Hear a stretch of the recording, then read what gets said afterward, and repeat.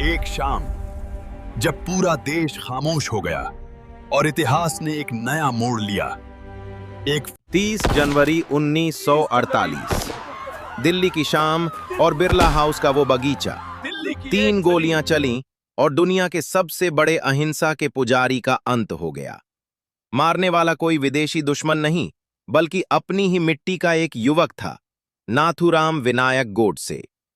आज के इस वीडियो में हम इतिहास के पन्नों को पलटेंगे और जानेंगे उस शख्स की कहानी जिसने खुद को देशभक्त कहा, लेकिन दुनिया ने उसे हत्यारा माना। वीडियो को अंत तक देखें और इस ऐतिहासिक सफर का हिस्सा बनने के लिए चैनल को सब्सक्राइब जरूर करें। कहानी शुरू होती है 1910 में महाराष्ट्र के बारामती के एक छोटे से गांव से। विनायक राव के घर एक बच्चा जन्मा। इससे पहले उनके 3 बेटों की अकाल मृत्यु हो चुकी थी। अंधविश्वास के साए में माता पिता ने सोचा कि शायद बेटों पर कोई श्राप है। उस बालक को लड़कियों की तरह पाला गया। उसकी नाक छेदी गई और उसे नथ पहनाई गई। यही रामचंद्र आगे चलकर नाथूराम कहलाया। मनोवैज्ञानिक कहते हैं कि बचपन की इस दोहरी पहचान ने उसके भीतर एक अजीब किस्म का विद्रोह भर दिया था। हैरानी की बात यह है कि नाथूराम हमेशा से गांधी का दुश्मन नहीं था। 1930 के दशक में वो गांधी जी के सविनय अवज्ञा आंदोलन का हिस्सा था। लेकिन वक्त बदला और नाथूराम की मुलाकात वीर सावरकर से हुई। सावरकर के हिंदुत्व और सशस्त्र राष्ट्रवाद ने नाथूराम की सोच बदल दी। उसे लगने लगा कि गांधी की अहिंसा कायरता है। उसने अग्रणी और हिंदू राष्ट्र जैसे अखबारों के जरिए अपनी कलम से आग उगलना शुरू किया। 1947 में जब भारत आजाद हुआ तो साथ में विभाजन की त्रासदी भी लाया। दिल्ली के स्टेशनों पर जब लाशों से लदी ट्रेनें आईं तो गोडसे के भीतर का क्रोध ज्वालामुखी बन गया।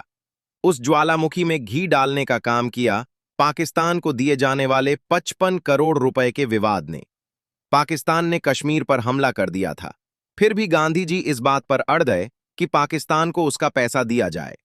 गोडसे को लगा कि गांधी अब भारत के राष्ट्रपिता नहीं, बल्कि पाकिस्तान के रक्षक बन चुके हैं।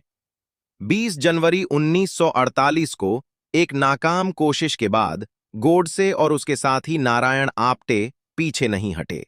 वे ग्वालियर पहुंचे और वहां से एक बेरेट M1934 पिस्तौल का इंतजाम किया। गोडसे का मानना था कि वो कोई अपराध नहीं, बल्कि एक वध करने जा रहा है। उसने खुद को धर्म की रक्षा करने वाला अर्जुन समझ लिया था। शाम के 5:17 बिरला हाउस में गांधी जी अपनी प्रार्थना सभा की ओर बढ़ रहे थे। भीड़ को चीरते हुए गोडसे सामने आया। उसने झुककर गांधी जी के पैर छुए और फिर पहली गोली जांग में, दूसरी पेट में और तीसरी सीने में। गांधी जी के मुंह से आखिरी शब्द निकले, हे राम। गोडसे वहां से भागा नहीं। उसने हाथ ऊपर उठाए और सरेंडर कर दिया। वो चाहता था कि दुनिया उसका पक्ष सुने। लाल किले में चले मुकदमे के दौरान गोडसे ने घंटों लंबा भाषण दिया।